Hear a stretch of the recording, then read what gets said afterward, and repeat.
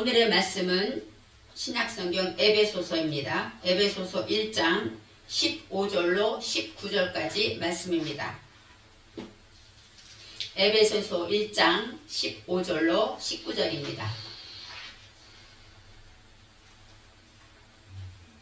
이를 인하여 주 예수 안에서 너희 믿음과 모든 성도를 향한 사랑을 나도 듣고 너희를 인하여 감사하기를 마지 아니하고 내가 기도할 때에 너희를 말하노라. 우리 주 예수 그리스도의 하나님 영광의 아버지께서 지혜와 계시의 정신을 너희에게 주사 하나님을 알게 하시고 너희 마음 눈을 밝히사 그의 부르심의 소망이 무엇이며 성도 안에서 그 기업의 영광의 풍성이 무엇이며 그의 힘의 강력으로 역사하심을 따라 믿는 우리에게 베푸신 능력의 지극히 크심이 어떤 것을 너희로 알게 하시기를 구하노라. 아멘. 오늘 말씀은 바울의 기도라는 제목으로 말씀하겠습니다. 바울의 기도입니다. 우리는 에베소서를 통해서 하나님을 알아가고 있습니다. 요한복음 1장 1절에 태초에 말씀이 계시니라. 이 말씀이 하나님과 함께 계셨으니 이 말씀은 곧 하나님이시니라. 이렇게 성경에 나와 있어요. 그래서 말씀은 하나님이라는 것입니다. 그래서 하나님을 알려면 어떻게 해야 돼요? 말씀을 봐야 되죠. 하나님을 알고 싶으면. 그래서 하나님을 더 알기를 원하고 우리가 예수를 믿으면 믿을수록 하나님의 사랑을 더 알기를 원하는데 그러기 위해서는 우리는 어떻게 해야 될까요? 우리가 하나님을 사람마다 달라요. 어떤 때 하나님을 만나는지 어떤 사람은 엄마 뱃속에서부터 하나님을 알 사람도 있고 어떤 사람은 20대에 10대에 어떤 사람은 뒤늦게 하나님을 만나기도 했습니다. 그들이 평생 사는 게 100년이라고 할 때 그 잠깐의 시간을 하나님을 알아가게 됩니다. 그러면서도 내가 하나님을 알아 하고 말하기에는 너무나도 부족하죠. 하나님은 온 우주 만물을 창조하시고 온 역사를 주관하시는 하나님에 비해서 우리는 잠깐 정말 먼지마도 못한 그 100년을 살아가면서 어떻게 하나님을 알겠습니까? 그래서 우리는 말씀을 들어야 합니다. 말씀을 듣고 말씀을 읽고 말씀을 묵상하면서 그 안에 계신 하나님을 만나야 되는 것입니다. 하나님은 말씀 속에서 우리를 기다리고 계십니다. 그리고 또 우리가 사모하는 그 영혼을 만족해 하시려고 모든 것을 준비하시면서 우리가 다른 곳에 마음을 두고 있을 때 질투하시면서까지 우리를 찾아오기를 바라셔요. 말씀 가운데로 초청하고 계신 것입니다. 지난주에는 에베소서 말씀을 통해서 사도 바울의 편지를 통해서 우리는 하나님이 우리를 택하셨는데 언제 택하셨냐? 창세 전에 택하셨다. 이렇게 말씀하신 것을 알았습니다. 그러면 하나님이 나를 창세 전에 택했다. 이것은 우리가 우연히 태어난 것이 아니라는 것이죠. 창세 전부터 하나님의 계획 안에서 2023년도에 저와 여러분이 이 자리에 있다는 것을 알 때 우리가 얼마나 새로운 시각으로 나를 바라보게 됩니까? 그래서 그것이 믿는다는 것이 어떨까요? 하나님을 믿는다. 하나님을 안다. 너무너무 다른 거죠. 하나님을 믿는다 그러면 우리는 찬송 부를 예배 때마다 살아계신 주를 부릅니다. 살아계신 주 나의 참된 소망 걱정 근심 전혀 없네. 그래서 하나님이 살아계시면 우리가 무엇이 필요한지 알 거고 우리가 무엇 때문에 걱정하는지 알 텐데 걱정할 일이 없겠죠. 왜요? 하나님은 능력의 주님이기 때문에. 그런데 우리는 걱정합니다. 그래서 말로는 살아계신 주하고 부르지만 우리의 삶에는 하나님이 죽어 계신 거예요. 그렇기 때문에 입술로 살아계신 주 외치는 거죠. 어떻게 하든지 죽어 계신 하나님을 깨우고 싶어서. 그래서 오히려 우리의 삶에는 살아계신 주를 부르지만 하나님이 보실 때 우리는 하나님이 죽으신 하나님이에요. 날마다 걱정하고 화내고 짜증 부리고 내 마음 몰라준다고 하는 건 뭐예요? 하나님이 나를 보지 않는 것이죠. 하나님이 나를 보면 상대방이 나를 무시하고 상대방이 내 마음을 몰라줘도 어때요? 걱정이 안 돼요. 하나님이 알게 하시겠지. 내 마음은 그렇지 않으면 돼. 이렇게 하나님이 나만 죄짓지 않으면 돼. 나만 하나님 뜻대로 살면 돼. 이렇게 하나님 안에서 평안을 누려야 되는데 불안하고 걱정되고 노후가 걱정되고 아이들이 학교를 보내면서 걱정되고 그 모든 것은 뭐예요? 하나님이 살아계지 않다는 거예요. 하나님이 살아계심을 입으로는 하지만 살아계시지 않다는 것입니다. 그래서 우리가 믿음이 있으면 행위가 있어야 된다는 것을 우리는 확실히 말할 수가 있어요. 왜요? 믿음은 어떻게 될까요? 살아계신 주님이 지금도 살아계시고 또 성경에 두세 사람이 내 이름으로 모인 곳에 나도 그들 중에 있느니라 하고 말씀하셨어요. 그러면 이곳에 주님이 계시다는 얘기예요. 말씀을 믿으면 우리는 단순하게 그 말씀을 믿으면 됩니다. 그런데 설마 교회 성도들이 많은 몇만 명이 모이는 교회나 계시지 않을까? 왜요? 성경은 두세 사람이라고 나와 있어요.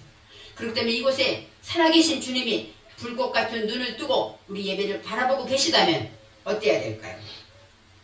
예배 시간에 휴대폰을 만지거나 또 놀러 간다고 예배를 빠지고 또 애들이 아프다고 예배 빠지고 예배 시간에 딴 생각 걱정하고 찬송 부를 때 입도 안 열고 아니면 입만 뻥긋뻥긋하고 목소리를 아낀다고 모기 같은 소리로 찬송을 부른다면 이것은 살아계신 하나님을 믿지 않는 거죠.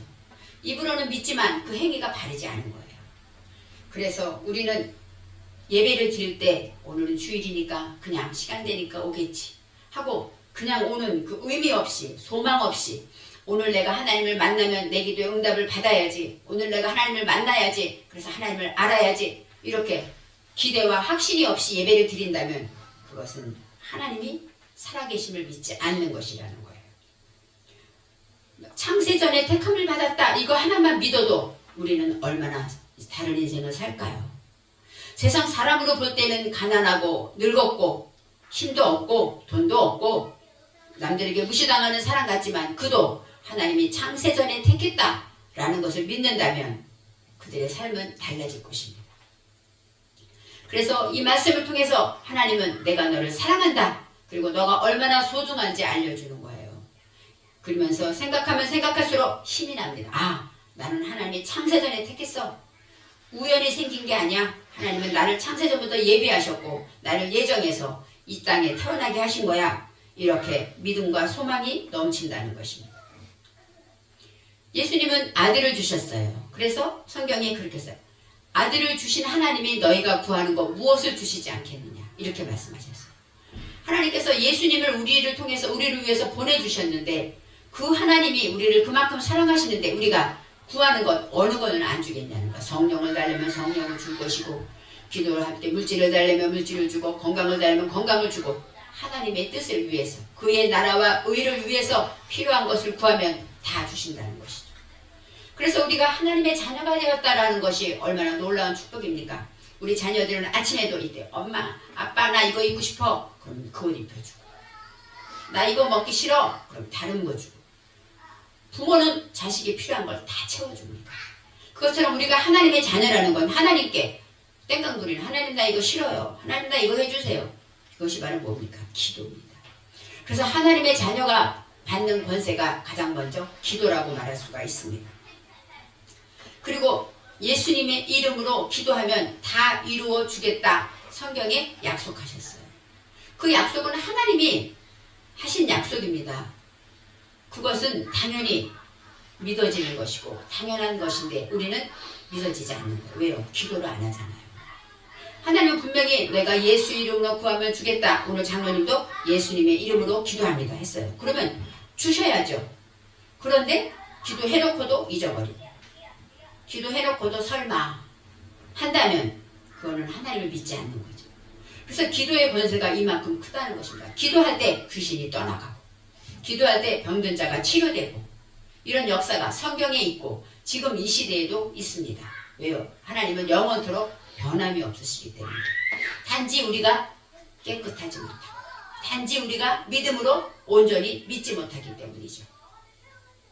그래서 기도라는 것이 이렇게 중요하고 기도하면 다 이루어진다고 믿으면 우리는 날마다 기도할 거예요. 문제를 만날 때마다 기도할 거예요. 우리 자녀를 학교 보내면서도 하나님 지켜주세요. 기도할 거예요. 우리가 직장에 가서도 하나님 오늘 하루도 하나님 도와주세요. 기도할 겁니다. 그런데 우리는 기도하지 않고 가장 먼저 내가 필요한 것부터 한다면 우리는 아직 하나님을 믿지 못한다는 거죠. 그리고 성경에 이렇게 나와 있습니다. 기도는 다 응답되는데 응답받지 못하는 이유가 무엇이냐? 욕심으로 구하기 때문이라는 거예요. 내가 남들에게 인정받고 싶고 사랑받고 싶고 남들에게 꿀리기 싫어서 돈 달라고 한다면 그 기도는 응답되기 어렵다는 것이죠. 그래서 하나님을 알면 알수록 우리는 응답되는 기도를 드릴 수가 있어요. 하나님을 아는 만큼. 그래서 너희는 먼저 그의 나라와 그의 의를 구하라는 그 기도를 알기 때문에 우리는 먼저 나라와 민족을 위해 기도하고 또 죄를 회개하면서 어떤 내 문제보다도 모든 것을 위해서 먼저 기도하지 않습니까? 이처럼 우리가 믿음으로 구해야 되는데 기도한 대로 응답하지 못한 것이 있다면 우리는 하나님을 알아야 됩니다. 왜 내 기도가 응답되지 않았을까? 하나님은 분명히 주신다고 했는데 나를 돌아봐야 합니다. 오늘 말씀은 사도 바울이 기도하는 내용이에요. 바울의 기도입니다. 사도 바울은 어떻게 기도했을까? 다시 한번 말씀을 통해 생각합니다.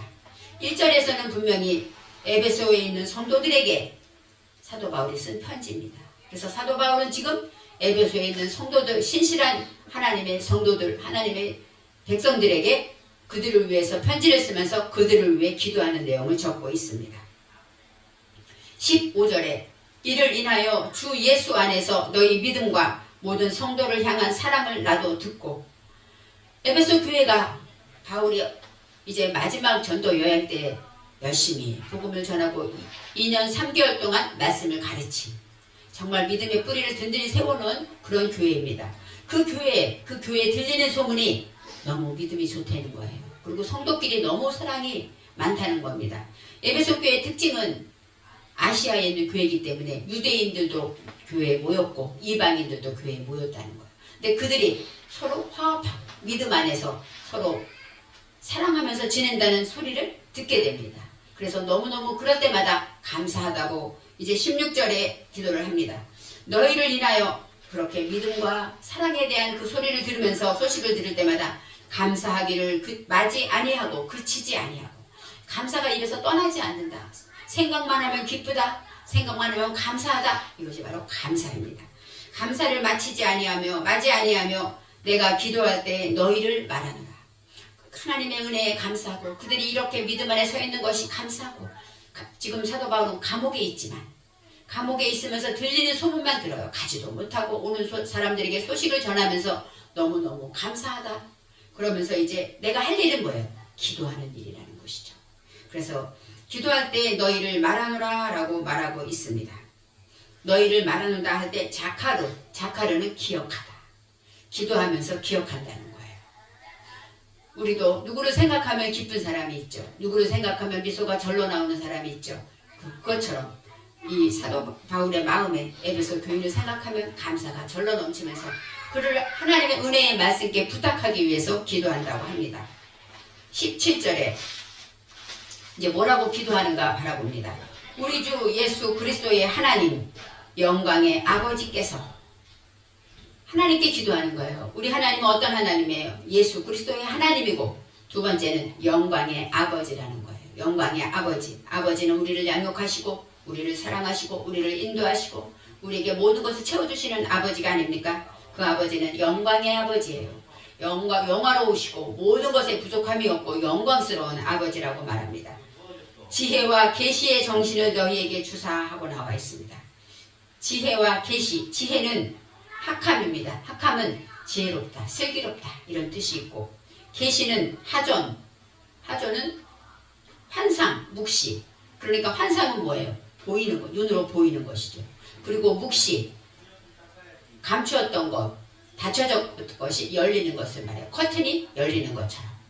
그렇게 내가 하나님에 대해서 알지 못했던 것들이 어느 순간 딱 열리는 것, 이것이 바로 계시, 하나님이 보여주시는 환상을 말합니다. 지혜와 계시의 정신을 너희에게 주사하고 나와 있어요. 이 정신이 영이라고 루아우로 나와 있습니다.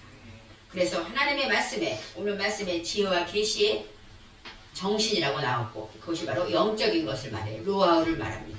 그래서 영적인 지혜와 계시의 영을 달라는 거예요. 하나님, 에베소 성도들에게, 하나님을 믿는 백성들에게 지혜와 계시의 영을 주옵소서, 이렇게 나와 있는 것이죠. 그렇게 되면 다음에 하나님을 알게 하시고 나와 있습니다. 그렇습니다. 지혜와 계시의 영을 받아야만 우리는 하나님을 아는 거예요.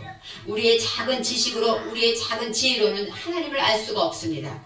그래서 하나님이 친히 우리에게 지혜와 계시의 영을 주셔야만 우리는 하나님을 안다고 말하고 있습니다. 알게 하시고가 여기서 야다입니다.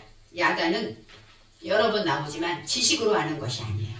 만나서 체험해서 아는 것입니다. 그래서 부부간에 성교하는 것도 야다로 나와요. 왜요? 부부간에 알아가는 것이죠.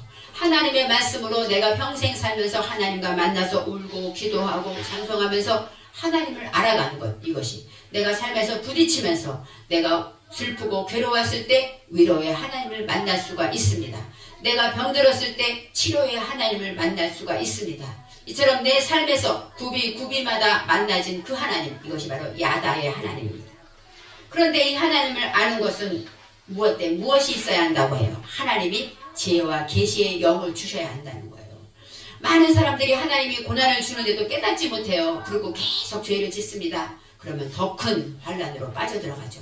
바라볼 때 마음이 아픕니다. 하지만 그 안에 하나님께서 지혜와 계시의 영을 주지 않기 때문에 그는 깨닫지 못하는 거예요. 왜 하나님이 나에게 이렇게 어려움을 줄까? 하나님만 탓하고 원망합니다. 영광의 왕이라고 말하면, 영광의 왕은 하나님을 말하고, 시편 24편 10절에 영광의 왕이 누시뇨 만군의 여호와께서 곧 영광의 왕이시다 라고 해요. 영광의 아버지, 영광의 왕이라고 하나님을 표현하고 있고, 고린도전서 2장 10절에 오직 하나님이 성령으로 이것을 우리에게 보이셨으니 성령은 모든 것 곧 하나님의 깊은 것이라도 통달하시느니라. 그래서 하나님의 깊은 것을 통달하는 영이 바로 성령이고, 오늘 말씀한 지혜와 계시의 영이라는 것입니다. 그래서 저와 여러분에게는 성령을 받아야 하는 것이에요. 지혜와 계시의 영을 받지 아니하면 하나님을 알 수가 없고, 성령이 아니면 하나님을 아버지라고 말할 수 없다고 했습니다. 저와 여러분은 하나님 아버지 기도하죠. 내 안에 성령이 계시다는 거예요. 성령 그대로 믿으면 됩니다. 내가 하나님 아버지 하면서도 내가 무슨 성령을 받았어? 이렇게 생각하면 내 생각에. 분명히 성경에 성령이 아니고는 하나님을 아버지라고 주라 할 수 없다고 나와 있지 않습니까? 저와 여러분은 성령을 받았어요. 그런데 하나님께서 말씀하신 오늘 지혜와 계시의 정신을 너에게 주사한 것은 뭐예요? 날마다 충만하라는 것이죠. 그 성령의 영이 내 안에 날마다 충만해야 한다는 것입니다. 내 안에서 떠나지 않고 내가 천국 가는 그날까지 성령은 언제나 우리 안에, 저와 여러분 안에 계셔요. 그렇지만 우리가 세상 욕심과 근심 때문에 성령이 점점 작아지는 것이죠. 주님은 내 보좌에 앉혀야 되는데 주님은 내려오고 이제 내 염려와 근심이 가장 윗자리를 차지하게 될 때 성령은 아무 힘을 못 쓰죠. 그래서 성령 충만해라 이렇게 말하는 것입니다. 충만하다라는 것은 말라인데, 이 말라는 어떤 뜻이냐면 가득 채워졌다는 얘기예요. 컵에 물을 채우면 어떻습니까? 반만 채우면 반은 공기죠. 그런데 가득 채워지면 어때요? 공기가 하나도 없어요. 그 얘기는 성령이 가득 충만하다라는 얘기는 하나님의 영이 나를 온전히 지배하기 때문에 내 생각과 내 뜻과 내 계산이 없다는 것입니다. 이것이 바로 성령 충만의 증거입니다. 성령 충만해라. 충만이라는 그 뜻에는 지배를 받는다는 거예요. 온전히 성령의 지배를 받고 성령의 통제 아래서 우리가 살아갈 때 우리의 삶이 성령 충만이라고 말할 수가 있는 것입니다. 성령 충만하기 위해서는 우리는 겸손해야 되고 성령의 지배를 받고 성령으로만 통제돼야 한다고 말하고 있습니다. 그럴 때 내 안에 있는 이기심과 나의 욕심과 나의 욕망과 나의 원망과 이런 모든 것들이 다 없어지는 거예요. 성령으로만 충만하기 때문에 그것이 다 힘을 못 쓰고 없어지게 됩니다. 그럴 때 성령 충만할 때 우리는 하나님을 알게 된다고 말해요. 우리는 평생 하나님 믿었는데 하나님을 알지 못해. 왜요? 성령 충만하지 못해서. 그럴 때 어때요? 기도하다 보면 나도 모르게 눈물이 나고 안타까울 때 어때요? 그때 하나님을 알아지는 거예요. 그럴 때 하나님 나를 사랑하시는군요. 내가 죄 중에 빠져서 하나님 내가 너무 죄를 지었어요. 난 이런 사람이에요 하고 할 때 하나님의 눈물을 통해서 회개할 때 하나님의 평안을 주실 때 하나님은 평안의 하나님이군요. 이렇게 우리가 성령 충만할 때 하나님께 나와 기도하고 하나님을 생각하고 묵상할 때 그때 하나님을 알아가게 되는 것이죠. 그래서 지혜와 계시의 영을 주셔서 하나님을 알게 해달라고 사도 바울이 간절히 기도하고 있습니다. 또 18절에 첫 번째는 뭐예요? 지혜와 계시의 영을 다 주시옵소서. 두 번째 기도는 너희 마음 눈을 밝히사. 밝힐 분은 누구예요? 하나님을 말하는 거예요. 하나님께서 너희 마음 눈을 밝히사 그의 부르심의 소망이 무엇이며 성도 안에서 그 기업의 영광의 풍성이 무엇이며 라고 나와 있습니다. 두 번째 기도는 하나님께서 우리들에게 마음의 눈을 밝혀달라는 거예요. 하나님, 에베소 성도들의 마음의 눈을 밝혀주세요. 그 기도를 하고 있는 것입니다. 여기서 마음의 눈, 마음이라는 것은 우리 심령의 눈을 말하겠죠. 우리가 눈은, 육신의 눈은 겉으로 보이는 것만 봅니다. 그렇지만 마음의 눈은 어떻습니까? 그 마음 깊은 곳을 바라보죠. 그래서 겉으로 말하지 않아도 눈빛만 봐도 그 사람이 나를 사랑하는지 알지 않습니까? 마음의 눈을 갖게 되면 그 사람의 형편을 알게 되고 그 사람의 모습을 보게 되는 것이죠. 그래서 이 마음의 눈을 밝히다가 바로 오르입니다. 오르. 밝히다라는 것은 빛나다, 비추다, 밝아지다. 이 사람마다 눈이 있어요. 마음의 눈은 누구에게나 있습니다. 어떤 사람은 감겼고, 어떤 사람은 밝고, 어떤 사람은 어둡다는 것이죠. 마음의 눈이 어두운 사람은 세상이 다 어두울 것입니다. 마음의 눈이 밝은 사람은 세상이 다 밝을 것입니다. 그래서 마음의 눈을 밝히실 분은 누구입니까? 오직 여호와 하나님밖에 없다는 거예요. 그래서 하나님 보고 마음의 눈을 밝아주세요 라고 말하는 것입니다. 누가복음 24장 45절에 저희 마음을 열어 성경을 깨닫게 해달라고 이렇게 예수님이 기도하셨어요. 마음의 눈을 열어주세요 하나님. 그래서 그가 하나님의 말씀을 깨닫게 해주세요. 예수님이 기도하신 내용입니다.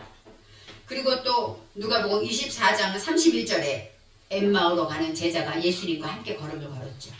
부활하신 주님과 함께 갔는데 눈이 열리지 않을 때는 예수님인지 모르고 예수님 얘기를 한참 했습니다. 그러다가 예수님께서 식사하실 때, 떡을 떼어 축사하실 때 성경에 그대로 나와요. 저희 눈이 밝아져 그를 알아봤다.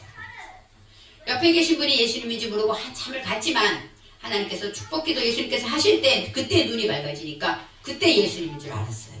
바로 눈이 밝아졌을 때 예수님을 발견합니다. 그렇지만 그때 예수님은 보이지 않았어요. 바로 마음의 눈이 열리는 사건은 여러 가지가 있습니다. 저와 여러분에도 마음의 눈이 열려야 된다는 것이에요. 우리가 생각해 볼 때 창세기 1장 2절에 어땠어요? 땅은 혼돈하고 공허하며 흑암이 깊음에 있었다. 근데 하나님께서 빛이 있으라 하심에 빛이 있었다 그랬습니다. 흑암과 어두움이 있을 때 하나님이 첫째 빛을 주셨어요. 이 빛이 바로 오르입니다. 그래서 내 속에 내 마음의 눈이 어두움과 흑암과 무지가 잔뜩 덮여 있을 때 주님께서 빛이 있으라 하시면 눈이 밝아지는 것입니다. 어두운 것을 보게 되는 거예요. 눈이 뜨면 어때요? 내 속에 이건 진흙창이구나. 이 길로 가면 안 되겠구나. 돌아가지 않습니까? 마음의 눈이 이렇게 중요합니다. 내 영혼의 길에서 내가 하나님이 기뻐하지 않는 길을 가면 돌이키는 것이죠. 그리고 내 눈이 열어질 때 무엇을 보게 되는가? 사도 바울은 말합니다. 첫째, 그의 부르심의 소망이 무엇인가 알게 해달라는 거예요. 그 부르심의 소망, 그는 누가 부릅니까? 하나님께서 불렀다는 거죠. 지난번에 창세 전에 우리를 택한 건 부르신 거죠. 예정하신 것이죠. 택했는데 그 소망이 무엇이냐는 거예요. 하나님께서 우리를 창세 전에 택했어요. 그리고 택해서 이 땅에서 그냥 예수 믿고 천국 가는 것 그거로 끝나냐? 그것이 아니라 그 부르심에 소망이 있다는 것입니다. 부르심이 카라. 하나님이 부르셨다는 거예요. 카라는 하나님이 선포하다. 부르셨다. 바이크라 할 때 선포하다, 명하다 이런 뜻이 있어요. 하나님께서 저와 여러분을 불렀어요. 이 시대에, 이 시간에 하나님이 부르신 것이죠. 부르셨는데 거기에 대한 소망이 있다는 것입니다. 하나님의 소망이 있어요. 소망이라는 것은 야할인데 야할은 어떤 뜻이냐? 기대하다, 기다리다, 소망하다. 저와 여러분을 하나님이 불러놓고 그냥 사다가 죽게 하시겠습니까? 하나님은 기대하고 있다는 거예요. 하나님은 소망이 있다는 것입니다. 우리에 대한 소망과 기다림과 그 기대를 가지고 계시다는 거예요. 그것을 봐야 되는데 우리는 우리 형편만 보고 우리는 가진 것도 없고 점점 나이 들어가고 우리는 뭐 직장에서나 어디서나 말발도 없고 내 모습만 바라보면서 소망 없이 살아가. 그렇지만 하나님은 우리를 부르셨기 때문에 하나님께서는 우리에 대한 소망이 있다는 거예요. 우리를 통해 하시고자 하시는 일이 있다는 것을 말씀하고 있는 것입니다. 그래서 우리는 어두운 가운데 눈을 밝히시사 우리의 눈이 오르, 계몽돼. 오르란 뜻은 빛이 밝다 뜻도 있고 계몽하다 이런 뜻이 있어요. 하나님의 말씀으로 점점 밝아지는 것이 계몽되어지는 것입니다. 그래서 점점 글을 모르던 사람들이 계몽돼서 알게 되면 글을 읽는 것처럼 하나님에 대해서 모르는 사람들이 날마다 눈을 뜨고 하나님을 알아가게 되는 것처럼 그렇게 되면서 하나님의 부르심의 소망을 알게 되기를 원한다는 것입니다. 두 번째, 성도 안에서 그 기업의 영광의 풍성이 무엇이며 성도 안에서 이제는 하나님의 소망이 아니라 성도 안에서라는 건 뭐예요? 성도 카도시는 성도들 하나님 안에서 믿는 성도는 저와 여러분을 말하죠. 믿는 성도들 안에서 하나님이 주시는 그 기업이 얼마나 풍성한가를 알기를 원한다. 우리가 이 땅에 살면서 이 땅에 묻혀 죽고 그냥 죽는 그 인생이 아니라 하나님은 지금도 우리를 기대하고 그 다음에 우리들 안에서 하나님이 얼마나 큰 기업을 주셨는가를 알아야 된다는 거예요. 하나님이 우리에게 얼마나 큰 유업을 주셨는가. 기업. 우리는 지금 아무것도 가진 게 없고 보이는 것도 없고 집도 월세방에 살고 여러 가지 다 형편을 보면 그렇지 않습니다. 그렇지만 하나님은 우리의 믿음의 눈을 뜨게 하셔서 하나님은 나를 통한 계획이 있으시구나. 하나님이 나를 이렇게 사랑하시는구나 하면서 그 기업의 영광, 하나님께 영광 돌리고 오직 하나님을 높일 수 있는 그것이 얼마나 풍성한가 라고 말하고 있습니다. 여기서 풍성이 아쉐르라는 뜻이 있어요. 이것은 뭐냐면 부유하다, 넉넉하다, 부자다. 그러니까 이 땅에서는 가난해도 하나님의 믿음의 눈을 뜨고 나면 우리가 얼마나 믿음의 부자인가를 보게 되라는 것이죠. 그래서 부유한 거예요. 우리가 기도하지 않을 뿐이지, 기도하지 않아서 누리지 못하는 것 뿐이지, 정말 믿음으로 기도할 때 우리가 누려야 할 것이 얼마나 많은 것이냐는 것이죠. 사도 바울은 사도발의 손수건만 만져도 병이 나았습니다. 그 일이 왜 지금은 없을까요? 성경에 분명히 그 모든 것이 풍성하다는 것입니다. 그런데 우리가 구하지 않아서, 믿지 못해서 그 역사를 이루지 못한다는 것을 알아야 합니다. 그래서 사도 바울은 하나님, 우리 성도들의 눈을 밝혀주세요. 믿음의 마음의 영의 눈을 여기 뜨게 해주세요. 그래서 하나님이 나를 이렇게 사랑하시고 나를 이렇게 기대하시는데 내가 주저앉아 있었구나. 일어나라는 것입니다. 그리고 나를 위해 예배한 것이 이렇게 많은데 나는 구하지 않았구나 하고 눈을 뜨기를 원한다고 말씀하고 있습니다. 마음의 눈을 밝히시는 분은 하나님이십니다. 그래서 하나님께서 우리의 영의 눈을 뜨게 하셔야 된다는 것입니다. 마음의 눈이 밝은 자는 빛이 가득하기 때문에 이제 모든 것을 다 바라볼 수가 있고 분별할 수가 있고 하나님의 말씀대로 기도할 수 있고 모든 것을 감당할 수가 있습니다. 그래서 하나님의 부르심에 대해서 알게 되는 것입니다. 우리는 영적으로 육신으로만 바라보는 게 많습니다. 그래서 우리가 생각할 때 지난주에 우리 사랑하는 권사님이 그 부모님이 연세가 편찮으셔서 교회를 못 오셔요. 그래서 이제 그 자녀와 함께 영상으로 예배를 드리구나. 그 사진을 찍어서 올려보냈는데 그 두 분이 성경을 찾으면서 그 사모하는 마음, 이제 예배를 드리는구나. 그분이 예전에는 어땠을까요? 주일이면 하던 일을 접고 예쁜 옷을 입고 한복을 입고 그리고 교회 가서 예배 드리셨을 거예요. 자녀들을 손을 잡고 오늘은 주일이다, 예배드리자. 이렇게 기쁨으로 예배를 드리던 그분들이 이제 연세가 들어서 교회를 오지 못하고 마음은 원이지만 오지 못하면서 이제 식탁에 앉아서 하나님께 둘러앉아 그 예배를 드리는 그 모습을 볼 때 믿음의 눈이 뜨여지면 그것에 얼마나 하나님을 기뻐하시겠습니까? 천군 천사가 함께 예배할 것입니다. 바로 육신의 눈과 믿음의 눈은 이렇게 다릅니다. 그래서 저와 여러분은 사도 바울의 기도처럼 믿음의 눈이 떠지기를 바랍니다. 영의 눈이 열리기를 바랍니다. 그래서 이 시간에도 하나님 나를 위한 계획이 있군요. 하나님 나를 통해 역사하시는군요. 알게 된다는 것입니다. 영광의 하나님이 우리에게 놀라운 기업에 풍성하게 부자가 되게 하셨다는데 우리가 왜 낙심하고 있습니까? 우리는 지금 우리 형편을 보면서 내 나이가 몇인데 나는 몸이 약해, 나는 병들었어, 난 가진 것이 없어, 나는 누구 백도 없어, 또 나를 도울 자가 어디 있어, 이렇게 어떤 것 때문에 주저앉아 있을 수가 없어요. 왜요? 나를 돕는 분은 하나님이니까. 하나님이 계신데 왜 우리가 주저앉아 있습니까? 세상 사람들은 나이 많으면 주저앉지만 우리 하나님의 사람은 날마다 부활하는 능력을 받아야 된다는 것입니다.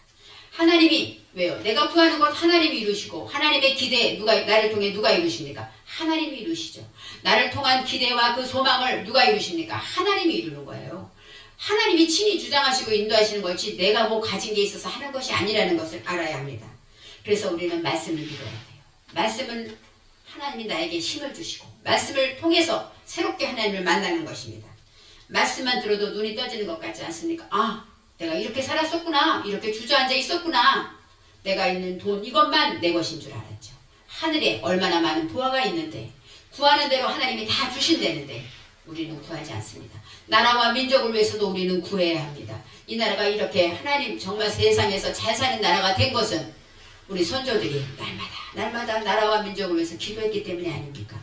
우리가 할 일은 기도하는 것입니다. 그럴 때 우리 후세들에게 아름다운 유업을 물려주고 아름다운 믿음의 나라를 물려줄 수가 있는 것입니다.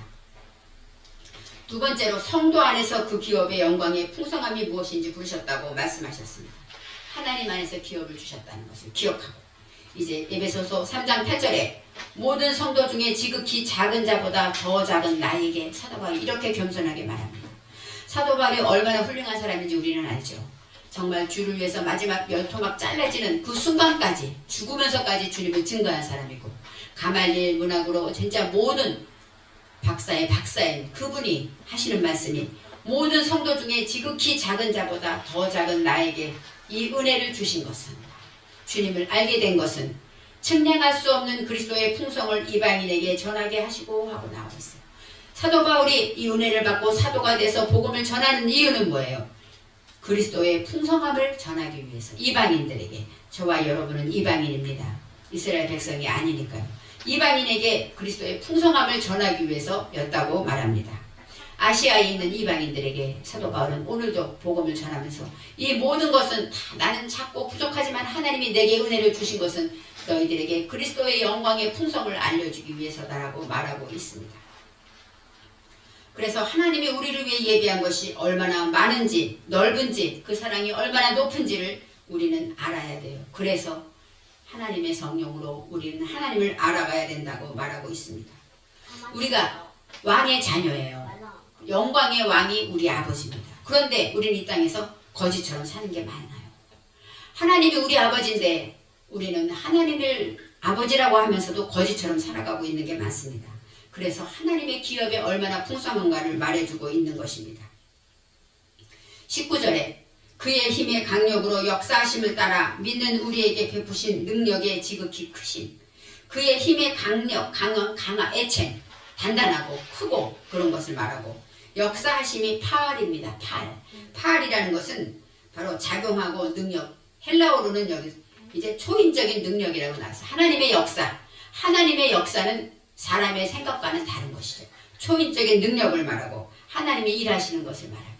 성령이 역사하실 때 어떤 역사가 일어납니까? 놀라운 기적과 축복이 나타나지 않습니까? 죄인들이 회개하고 또 응답을 받고 또 예언하고 그 다음에 하나님의 영이 임할 때 얼마나 놀라운 예수 그리스도의 영접하는 역사가 나타나지 않았습니까? 베드로가 성령으로 충만하여 설교하며 했을 때 하루에 3,000명이나 회개하고 돌아왔지 않았습니까? 이것은 뭐예요? 성령의 역사라는 것입니다. 성령의 기적이고 성령의 능력이라고 말할 수가 있습니다. 우리에게 베푸신 능력의 지극히 크심. 여기서 말하는 능력은 까바르는 힘, 용사, 그 다음에 위풍당당하다, 전사 그런 것이죠. 하나님 주신 그 능력은 우리가 위풍당당하게 나가는 것이에요. 주눅 들고 힘없이 지치고 나 같은 것이 할 것이 아니라 나는 하나님의 자녀야. 하나님이 내 아버지야. 내가 기도하면 하나님이 다 들어주셔. 나는 만세전에 택하셨어. 이렇게 위풍당당한 그것이 바로 능력이고 지극히 크심을 말하고 있습니다. 이 지극히 야타르인데 야타르라는 것은 어떤 뜻이냐면 풍부하다. 이익을 말하고 이익을 내고 탁월하다.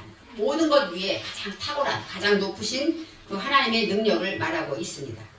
우리에게 베푸신 크신 능력이 무엇일까요? 우리는 기도하면 받는 것, 이것도 하나님의 능력이죠. 그리고 믿는 자 안에서 역사하시는 능력은 얼마나 높고 탁월한지를 알기를 원한다고 말씀하셨습니다. 예수님은 우리 위해 십자가에 죽으셨습니다. 십자가로만 끝나면 우리는 아무 능력이 아니에요. 왜요? 십자가에 죽으면 끝인데 근데 예수님은 다시 살아나셨잖아요. 부활의 능력이 우리 안에 있다는 것입니다.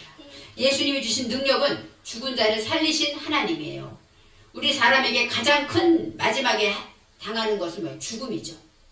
근데 죽음의 문제를 해결하시고 죽음에서 부활하신 그 권세를 주신 하나님이기 때문에 그 능력이 우리에게 있다는 것입니다. 병든 자에게 손을 얹은 즉 기도하면 낫는다. 성경에 나와 있습니다. 아픕니까? 기도하십시오. 하나님이 치료하시고 하나님이 낫게 하신다는 것입니다. 그 능력이 저와 여러분에게 있어요. 누구에게만 있는 것이 아닙니다. 어린아이는 없습니까? 어린아이도 있습니다. 왜요? 그도 만세전에 택했기 때문에. 그래서 우리는 하나님의 말씀을 통해서 에베소의 성도들을 위해서 기도하는 내용을 보면서 이제 내 기도 제목이 됩니다.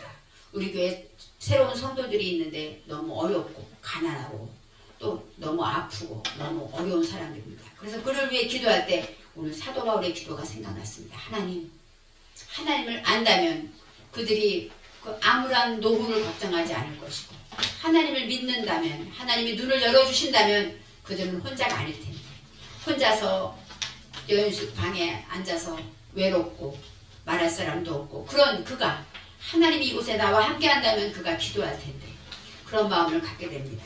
그렇습니다. 나를 위해 주님은 저와 여러분을 위해 지금 기도하고 계시고 사도 바울처럼 이렇게 성도를 위해 기도하는 것처럼 주님은 저와 여러분을 위해 기도하시면서 우리가 부르심의 소망을 알기를 원하고 하나님의 놀라운 계획을 알기를 원하며 하나님이 나를 위해 준비한 그 풍성한 그 기업과 그 영광을 알기를 원합니다. 그리고 죽음에서 부활한 그 권세, 그 예수 그리스도의 능력의 권세가 우리 안에 있음을 알기를 원합니다. 그래서 저와 여러분은 날마다 믿음과 계시의 영으로 충만하여서 주님과 동행하시기 바랍니다. 기도하겠습니다. 사랑의 하나님 감사합니다. 사도 바울의 기도를 통해서 우리는 우리가 무엇을 기도해야 될지를 배웠습니다. 하나님이 우리에게 주시고자 하는 것들을 다시 한번 감사함으로 날마다 보답하며 살게 하여 주옵소서. 예수님의 이름으로 기도합니다. 아멘.